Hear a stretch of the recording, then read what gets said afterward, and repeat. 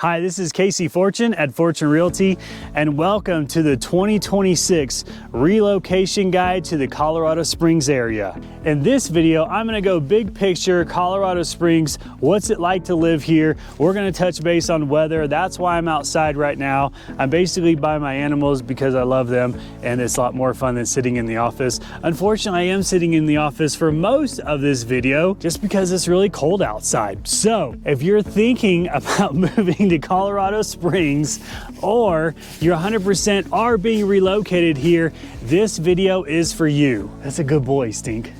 That's a good boy. Also, let me say that if you are moving here 100%, congratulations. This place is an amazing place to live if you choose the right home and the right area. I'm also gonna share with you some insider information, both that I love, that I'm excited about, also some stuff that's not so great because, well, there's no perfect place to live. I'm also gonna try to go really slow so this does not overwhelm you. So I'm hoping this video can help reduce some of the stress you have with this gigantic move, because moving is stressful, as well as hopefully you can eliminate some areas so you know where to get your search started. Let's get started and jump right in with both size and population. Colorado Springs is a growing city, roughly 500,000 people in the city limits, and in a larger metro approaching 750,000 people. This growth means more neighborhoods, more options, and more competition for houses.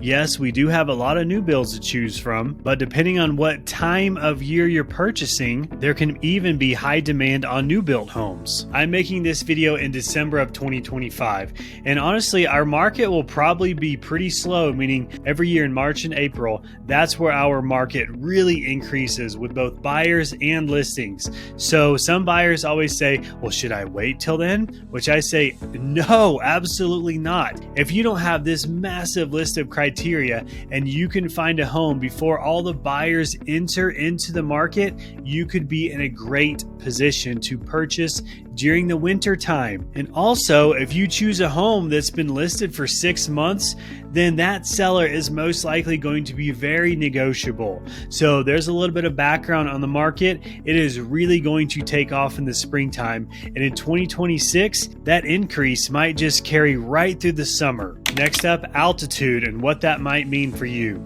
Did you know that most of Colorado Springs is above 6,000 feet elevation? That is so high. Most people, they do not realize that. You come here, land on the plane, you look out to the east and it looks like Kansas, but you're over 6,000 feet. In fact, I live on the northeast side of town and my house is almost at 7,200 feet above sea level.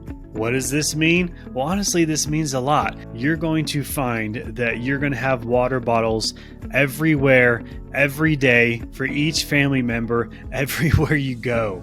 And the reason you do that is hydration is so key here. Also, if you work with me, I'm going to give you a water bottle with my cool logo.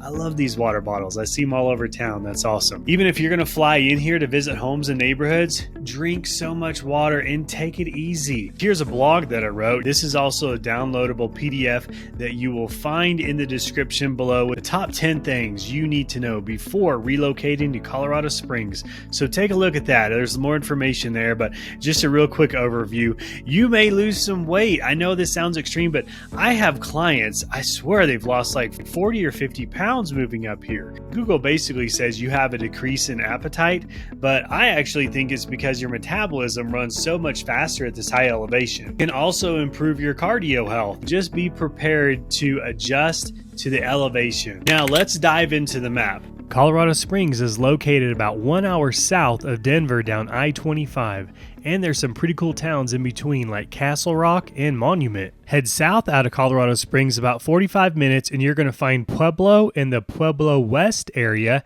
and you're going to find the Pueblo Reservoir, which in my opinion is the best lake in the entire Front Range. Good to know for any boating families out there. You only need to go 30 minutes to the west to get into a really cool mountain town called Woodland Park. If you want to hit the ski slopes, Breckenridge is one of the closest and popular resorts in Colorado, and that's about 2.5 hours away.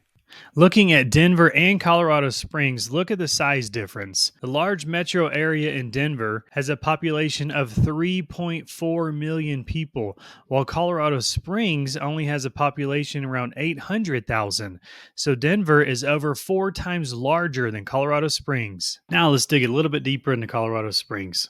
Just so I don't have to repeat myself again and again, as far as pricing goes, the further south you go, all the way down to Fountain, and even all the way down to Pueblo, which I mentioned, the homes are cheaper. As you go north, the homes get more expensive. As you go to the west side of town, typically the homes get more expensive. The east side of town, homes get cheaper. Just south of Colorado Springs, you have both Fountain and Security Widefield. A lot of my military clients move in this area just because of the proximity to the military bases. Look how much space Fort Carson takes up here on the map. That is a huge area. So if you're at Fort Carson, you've got to check out these two areas. And Peterson Space Force Base is also in the region. All right, let's jump in and take a look at the central Colorado Springs area. If you're looking for a home with lots of charm, tree-lined streets, and turn-of-the-century homes, you've got to check out the Old North End.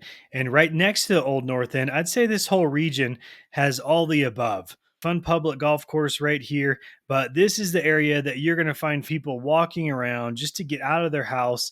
There's so much stuff to do within a bike ride or walking distance of downtown Colorado Springs. And if you can't afford to squeeze in here, then jump on the other side of I-25. This is called OCC, Old Colorado City. I feel like it offers some of the same stuff. It's not downtown, but it feels very similar. Lots of character, and you can find some very small homes over there, 1,000-square-foot homes, and the prices drop quite a bit. And jumping over to the west side, look at all these national parks, national forests, amazing trailheads that you're completely surrounded by. As we head east here, you can see Platte Avenue heads way out east, Highway 24, all the way up to the Falcon area. We'll discuss that in a minute too. But I would say, just to stick with the big picture of this video, this whole region has so many homes to choose from. So many older subdivisions with a lot of character, nice lots, mature trees, and then there are some newer subdivisions mixed in as well. And I say newer, they're built in the 80s and 90s. This is Powers Road, Highway 21. We call this the Powers Corridor. Stetson Hills is just on the east side of Powers Corridor, and I have put countless folks in this subdivision as well. It's still affordable, but the houses are built in the 80s, 90s, and even the early 2000s. Even Cimarron Hills has some homes that are 10 years old, so you can get a much newer home, still on a really good lot, and you're not that far outside of town. And the Powers Corridor has everything you need as far as amenities, great restaurants, movie theaters. Lowe's is in there. So that's another reason why this area is always in high demand. Moving up north a little bit more, this is Woodman Road. This is, in my mind, this is a big divider between the north end of Colorado Springs. You can call this the northeast, dividing from the south and even centralized part of Colorado Springs. I've got to mention Banning Lewis Ranch. This is a massive master plan community that really Banning Lewis owns this huge portion pushing all the way out to the Falcon area. So there's always going to be an option for new builds. A really cool subdivision with lots of pools. Your kids can go to school within the subdivision, and I have a great video on Banning Lewis as well. Jumping across Woodman Road, getting into the north, keep in mind the price does go up jumping across Woodman Road. Now, well, I would say with the exception of Falcon. Falcon is far northeast. This is about as far northeast as you can get and still get into a master plan community. Meridian Ranch is definitely a subdivision to check out. There's their rec center. This is also an area that if you want like half an acre of land without a lot of HOAs, then you should check out Paintbrush Hills and Woodman Hills. I've put a lot of people in those two subdivisions that have campers and trailers and boats that they all want to keep at home as well. And then coming up Woodman Road, this is another subdivision right here, Percheron, that's brand new. I just put a video at it a few weeks ago, and there's a lot of affordable new options in there as well. And I forgot to mention, I have a great video on Falcon talking about the top 3 subdivisions that really covers the entire area. So moving west down Woodman, you're going to get into an area that has a lot of newer construction homes built 20 years ago. There's a pocket of luxury homes in here. You have Wolf Ranch right here and Cordera. That's Wolf Ranch Lake right there. Wolf Ranch is a huge master plan community. Lots of new build options in it as well. And Cordera is right next to that, a smaller, I'll still call it a master plan community. And then up Volmer here, leading into Black Forest, you've got to check out Timber Ridge. It's kind of a hidden secret of a subdivision that has some great $1 million plus homes on some really luxurious lots that are still cheaper than getting into Black Forest. And this whole region right here, this is probably the more affordable area that you'll find on this side of Woodman before the price goes up quite a bit before heading north.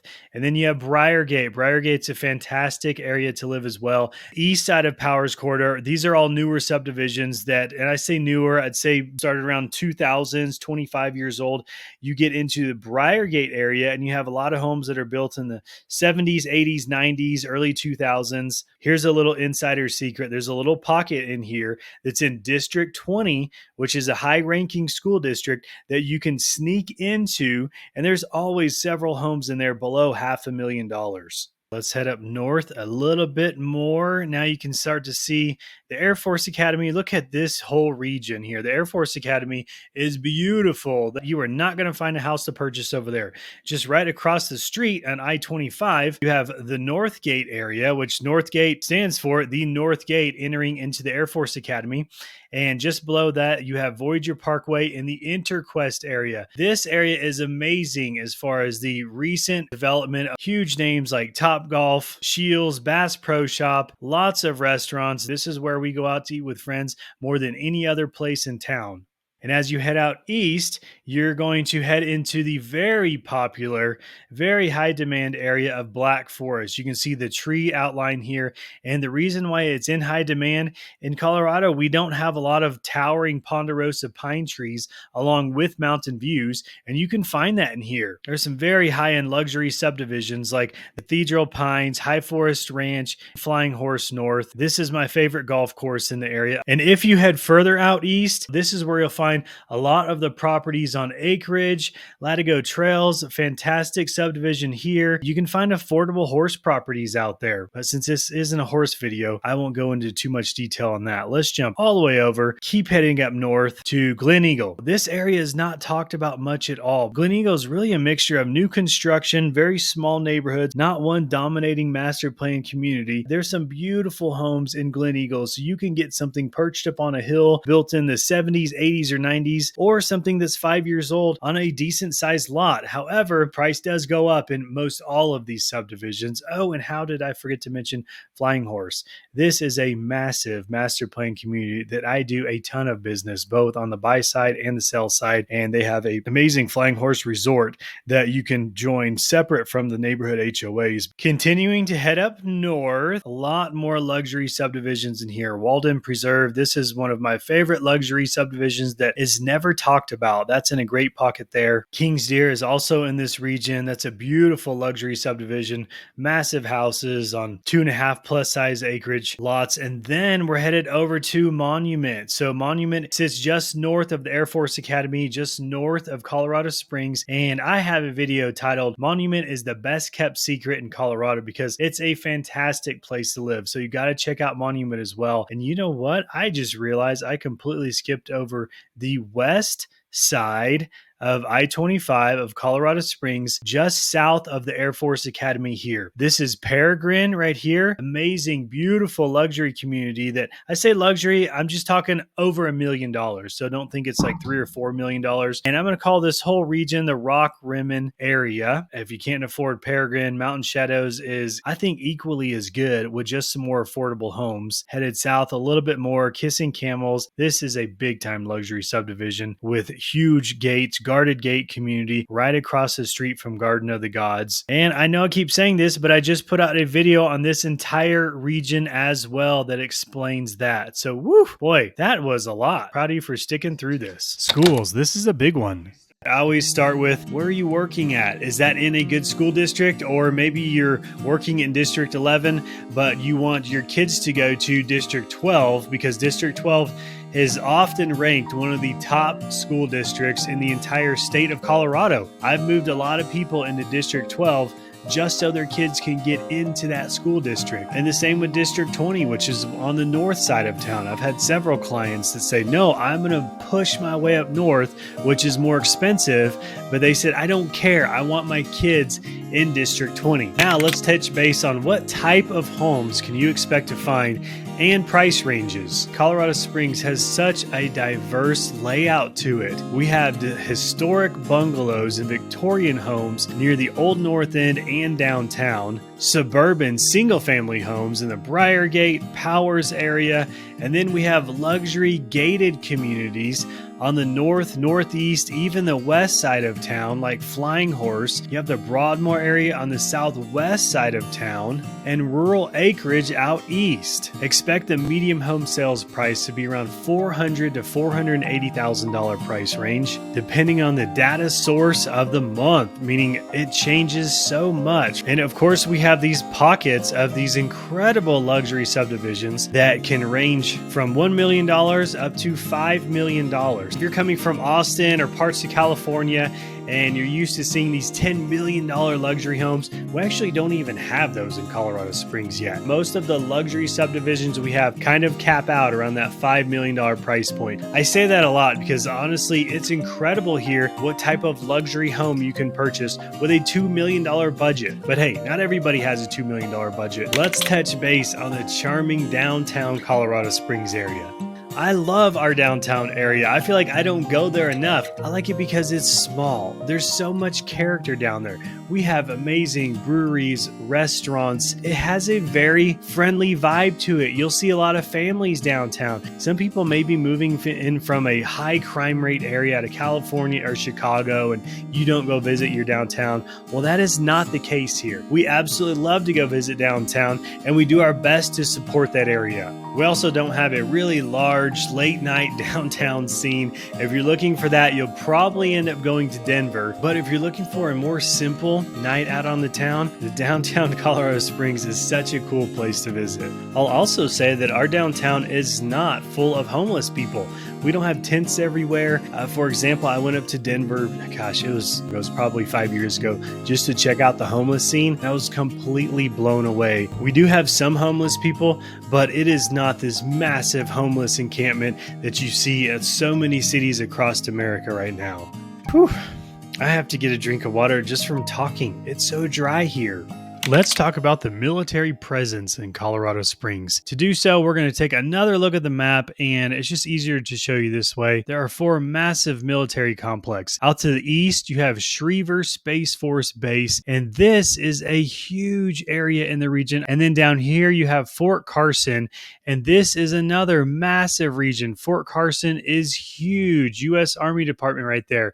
You have NORAD, which is in Cheyenne Mountain, which does not pop up on Google Maps, because they don't want Russian spies to know where it's at. So hopefully none of those are listening. And then you have the massive Air Force Academy that sits on the west side of I-25. And this area is beautiful as well. I have had buyers moving here and they've asked me, what is it like to live in a military town? Which I say, it's just like any other town. The only negative part, I guess you can call it negative, I have found about living near military people is I get to know them, become really good friends with them. And then a lot of times they move. They get stationed out of state, Texas, Alabama, and they hit the road. Outside of that, just getting to know them and then they move on. Everybody I know loves living in a military community. Now let's talk about hobbies and where you might be spending your free time. There's so much stuff to do here. Do you want to go to the mountains? So do you want to live near the mountains? Do you want to be on the west side of Colorado Springs because you might have a job that's very flexible so you can take off from your house and enjoy these incredible hikes and mountain bike rides? Or are you saying, no, we're just raising kids, I don't really care, let's head over to the east side of town because it's a little bit cheaper? But that is something that when I interview clients, I always ask, what are your hobbies? And if they tell me, we are huge snowboarders, I want to go to Breckenridge every weekend, and I say, great, let's try to get you on the west side of town. So that's something that I really can't break down on this video. Just remember that wherever you choose to live, it can impact how much you're going to take advantage of what Colorado has to offer just due to proximity to all the fun. Now let's touch base on the local economy and the job scene.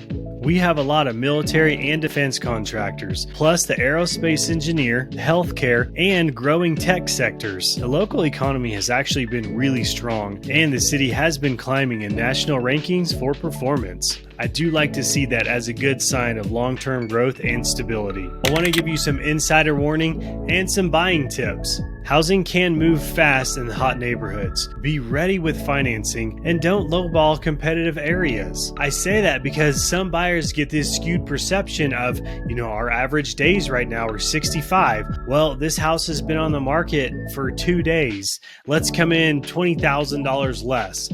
Well, just so you know, that house, if it's checking all the boxes, it still might have multiple offers. Is it going to have 5 and sell $50,000 over list price like it was 5+ years ago? Probably not. You still need to be prepared to move quickly on new listings that just came on the market. This is also a big one. Fire risk and homeowners insurance are also increasing quite a bit in certain areas of town. Commute times may surprise you. We do have some traffic here in the Springs. If you're living on the south side but you're working up north, you might have more than commute than you expect. Now, is it anything like California?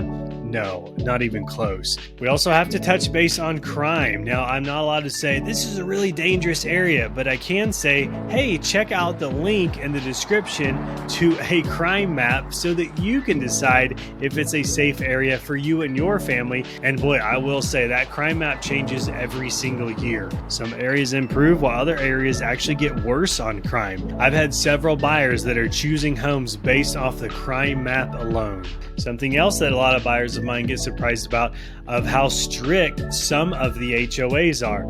A lot of people love these master plan communities, but sometimes we'll get under contract and then I send them, hey, here's the huge list of covenants, and they say, whoa, this is not for me. For example, I have so many people with campers. Gosh, it was probably a few years back where like half of my buyers moving in had a camper and they all wanted to park their camper in the yard, and they very quickly realized that eliminated so many neighborhoods. So do your due diligence sometimes before you even go look at a home, or talk to an educated realtor that knows your needs, that can say, hey, you can't park a camper in here, or hey, these yards are tiny and you have 4 kids, or there's all that information. So try to do your due diligence before going out and visiting homes.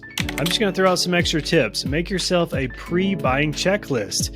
Put all your criteria on that, and when you start searching online, just say, hey, does this check most of our criteria? It doesn't have to be all of it. Get a pre-approval letter. Every realtor, including me, has connections with outstanding lenders. Why? Because we want to give you good lenders so we can get the deal closed. I say that because so often I have buyers say, hey, I got approved at this massive mortgage by filling out very minimal information online. And I go, whoa, time out. We got to get you over to a lender who's going to do a really good job so that you have the confidence and your realtor has the confidence before placing an offer on a home. Another thing is check out videos. You can sit in your home wherever you are from other states, go through my playlist that I have on YouTube and get a really good feel of what these neighborhoods look like. No, I don't have every single neighborhood. Of course, nobody does. But if you reach out to me and say, hey, this is what we're looking for, I can say,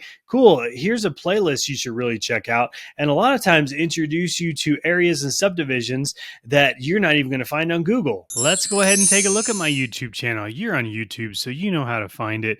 And then if you go to playlist right here, and then boom, look at all these playlists for you to go through.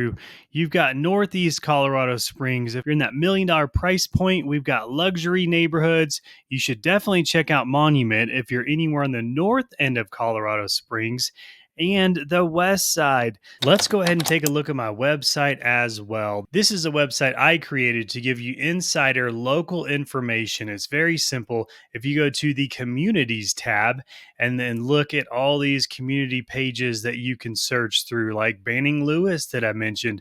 So if you click on these tabs, you will find way more in-depth information and active inventory on each community, and most of them have videos of that subdivision. So it's even another resource to gather even more information. And now I want to use my own house to point out some things to look at that honestly not a lot of people talk about. I have a north-facing garage door door here.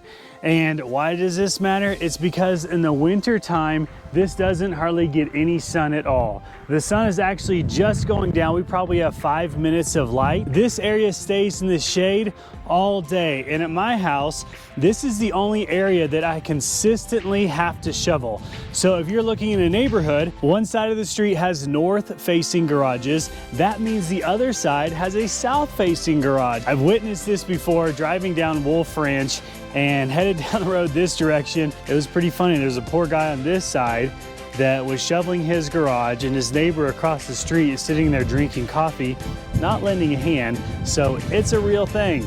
Another thing I want to talk about while we're here is the winters can be cold. If it's 50 degrees, the sun is shining and it's not windy, it is very comfortable. Right now it's probably dropping below 40 degrees. We do have a wind and it is cold. I can feel my face is starting to go numb. Now we're going to touch base on vehicles, because this is also something that I wish I knew this when I moved to Colorado. I moved a long time ago and I came up here in a 2-wheel drive truck, and then I realized they're completely worthless in the winter time and they're really hard to sell. I'm just going to go over the few vehicles I have. Hopefully you can apply it to one of the vehicles you have. So yes, for starters, you will need a good all-wheel drive vehicle. This is a 2015 Dodge 1-ton, and I will tell you, on these big diesel vehicles, the registration can be outrageous, especially if you just purchased a brand new one of these. So this, this is 10 years old, but we have some family members that bought the brand new 1-ton Chevys, and I think they said their first year registration was like $2,400.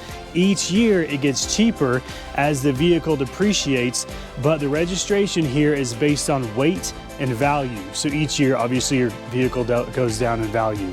Another thing with the diesel trucks, this is a battery tender. We keep this plugged in all winter, otherwise your batteries can die. And another thing with the diesel truck, they've got to be plugged in. So let's move on, because if you don't have a diesel truck, then who cares, right? So this is what I drive for real estate. It is an X5, and you think that this would be amazing because it's all-wheel drive, and it's not. It has a huge engine in it. The back tires are a foot wide. I do have some all-terrain tires, but believe it or not, this isn't even that good in the snow. So typically the skinnier the tires and the better snow tires you have, the better off you are. Now, let me show you our best vehicle that we have, which might be a surprise. This is Old Faithful 2010 F-150 with 220,000 miles on it. It has tall, skinny tires, and this is the best vehicle we have for the snow. So you don't have to go buy a Land Rover or any of these fancy Subarus, anything. This is probably a $5,000 truck, and this is our go-to in the snow. This might be a more common situation for a lot of people coming up from the south. This is a front-wheel drive Volkswagen. Unfortunately, and this has good snow tires too, you can make it around town in these, but honestly, I see them sitting in the road going uphill and just completely stuck. What happens is if you're driving on a flat road, you're totally fine. You come to a stoplight and the road goes up. If you're driving a front-wheel drive car, you might be done. And obviously you got to call somebody to come and rescue you.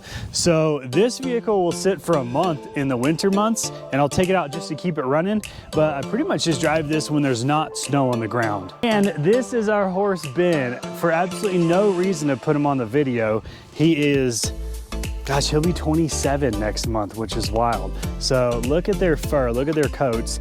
If you guys have horses, they really don't mind the winters at all. This is Stinker, and he is a little bit cranky right now. What's your deal? And this is New Horse. We call him New Horse because he's new. We can't settle in on a name, so it's kind of embarrassing. The poor guy doesn't even have an identity. So hey, let me know if you think of some good names for this guy. He's super sweet. Yeah, what do you think, New Horse? So that was a lot of information. I really hope you found some value in this video. I really enjoyed making it, and obviously the horses did too. Congratulations, wow, you made it through an entire video. This is so much research that now you can go tell your spouse, say, I've been doing research all day. And you have, because this is research that will hopefully educate you on what Colorado Springs has to offer, which hopefully can help again reduce the stress of moving, because moving is so stressful. I tell you what, if you drop a comment below and give me your hobbies, maybe what side of town you're moving to, and your price range, I will respond with 3 areas or subdivisions that you should look into. I love to get those phone calls when somebody says, hey, I just finished watching your video. Do you have time for some questions? Absolutely. I can never get all the information on these videos. So if that's you, please feel free to reach out. This is Casey Fortune at Fortune Realty. Thank you so much for watching.